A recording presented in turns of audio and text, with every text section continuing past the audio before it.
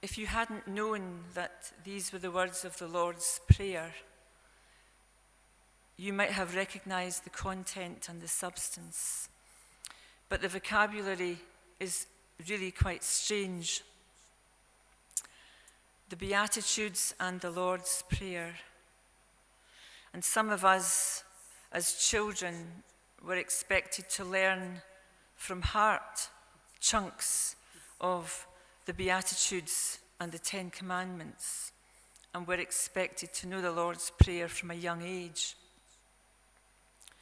And the Beatitudes are 8 short sayings laying out Jesus' core teachings in a wonderfully concentrated and compelling format. And these words of Jesus are probably among the best known parts of the Gospels. The words we heard today have been translated by a man named Neil Douglas Klotz. And in the past few years, I've been reading some of his writing. He is a renowned scholar of religious studies in native Middle Eastern spirituality and psychology. He's an American, he's a Sufi mystic, and he now lives in Scotland. One of his books is called Prayers of the Cosmos, and it includes the translations of the Lord's Prayer and the Beatitudes from Aramaic, the very language which Jesus spoke. In the past 2 years, the word reconfigured has certainly become a more familiar word in our vocabularies. Because of the pandemic, multiple processes for our daily living and how we relate to each other on so many levels has undergone seismic shifts, and so many frameworks have been dismantled and attempts to reframe them. The exterior and the interior furniture of our lives have been rearranged, and new phrases, new terms, new concepts have come into our currency, and it's been pretty challenging to say the least. It's shaken us, taken us into our worst fears, and also a new sense of vigilance. But I hope also that we have been wakened up and have allowed some new images and narratives to be drawn and written onto our canvas about the way we live and how we invest our gifts and our energy. I'm pretty sure that for most of us, there are times in our life when something which had become hugely familiar and maybe even a little flat suddenly takes on a new dimension, and we're drawn into an unexpected vibrancy and a freshness of meaning and significance. You know those times when you hear a piece of music which you thought you knew well, and suddenly you hear some notes from an instrument you hadn't noticed before, or a line from a poem which you thought you knew well suddenly leaps off the page and touches you. Or someone says something to us, and we know we have to pay attention because it's wakened us up. And it's told us something that actually we already knew, but we'd forgotten we knew. I had always been very determined that technology would never become a part or a significant part of my universe. My relationship with this, however, has softened and been reconfigured due to some wonderful books I've been reading, but also because I've been gently rebuked and I've found genuine humility when I realize that divine presence and the compassionate presence of others is not impeded by a computer screen. And technology has become a lifeline and a gift in science and medicine. And even I have softened up on my pig-headed stubbornness and intransigence. So something which I had wanted to resist has now become a gift. When I first read the translations from Aramaic, I was startled and disturbed, but I was excited because I sensed a beacon of light. It knocked me off kilter a little bit because I knew that the images would invite me to let go of my previous constructs, or perhaps in the tradition of the contemplative, unitive way of seeing, my previous framework was being transfigured into something more whole. The Aramaic worldview of Jesus, or Yeshua, is foreign to the Western way of looking at life. Aramaic does not divide life into inner and outer. The inner world, which we might call our psyche or psychology or prayer life, and that of the outer life are always linked, and there's no strict separation between them. For instance, when Jesus says, "The kingdom of heaven is within you," and at another part of the Gospels we read, "The kingdom of heaven is among you," in both cases he is using the same word in Aramaic, because in Aramaic there is one preposition which means both within and among. And the word malkuta, referring to kingdom, is accurately translated as queendom rather than kingdom. And malkuta, this word means a sense of vision with empowerment.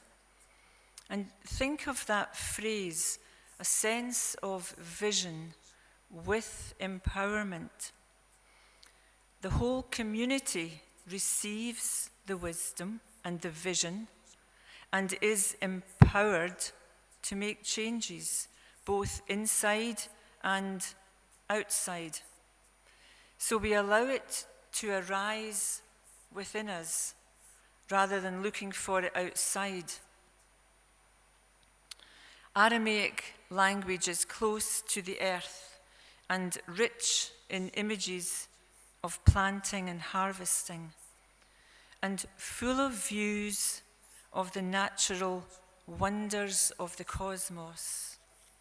It's full of the cosmos. Aramaic is rich in sound meaning. That is, we can feel direction and color and movement and even body sensations, because there are particular sacred words which resonate in the body. I'd like to just say some of the words which evoked a new sense in me when I read the Lord's Prayer and the Beatitudes. Birther, cosmos, mother, rays of a beacon, shimmering sound, respiration, roar, whisper, breeze, whirlwind, radiant one, name of names, the bedroom of our hearts, wordless action, silent potency. So these are the words that Jesus said. Aramaic expresses many layers of meaning and presents not just one translation, but several possible translations, all of which are related. So clearly we have heard, us in the West, we have heard Jesus' teachings on a very altered level from the people who were listening to him. The translations that we know, and we know them so well, have become like a familiar old garment. But the new images that startle us, it's like we are being offered the same garment, but it's turned inside out. And then we realize that this garment has a beautiful lining, and it's got stitchwork and textures and possibly invisible pockets and hidden treasure. Who would have known we were clothed in such beauty? It reminds me of the account of Thomas Merton, the Trappist monk, who on a rare excursion into his local town of Louisville stood on a street corner in the sunshine and gazed on all the people coming and going into shops, children and their parents, people attending to their business. And he had an epiphany, and he suddenly saw them through the prism of heavenly light, and he knew without doubt that they too were his sisters and brothers, and that they were all walking around with paradise inside them, and they didn't know it. I'd like to read out just one line from the Lord's Prayer, and I'm going to read out 5 of the possible Aramaic translations of this one line. And it's the line, "Forgive us our debts as we forgive our debtors," or "Forgive us our sins as we forgive those who have sinned against us." And it's always seemed to me that this practice of asking for forgiveness from God and from other people, which can be a bit tougher, and offering forgiveness is one of the most potent markers of our humility.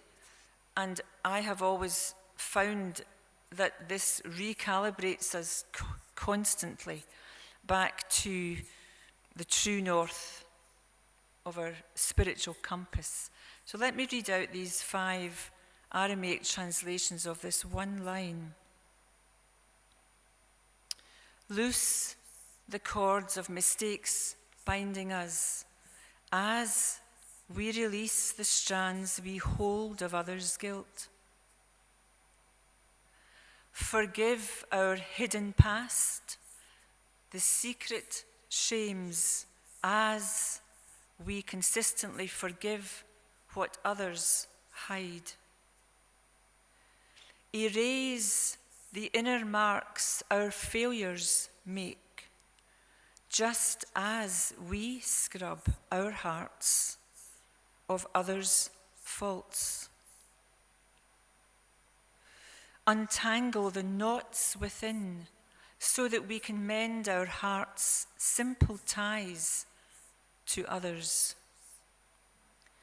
Compost our inner stolen fruit as we forgive others the spoils of their trespassing. These translations of just one line profoundly and beautifully unfold how complex this business is, the business of forgiveness. Or perhaps it is that we, with our propensity for ego and over-defendedness, have made this a very complex business forgiveness, mercy, reconciliation among ourselves and our beloveds and our friends, and more importantly, perhaps, our enemy, whom Jesus always tells us to love and forgive. So, this translation marks the infinite images waking us up, and I think they are offered to us. But even if we know a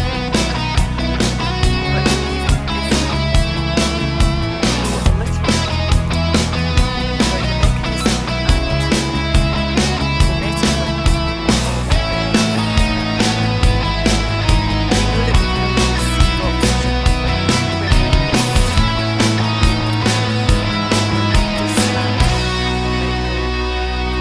and that Jesus is tough. But it seems to be the recurring theme of the kenotic path of Jesus, and it's pretty crucial for our becoming and our health and the health of our world.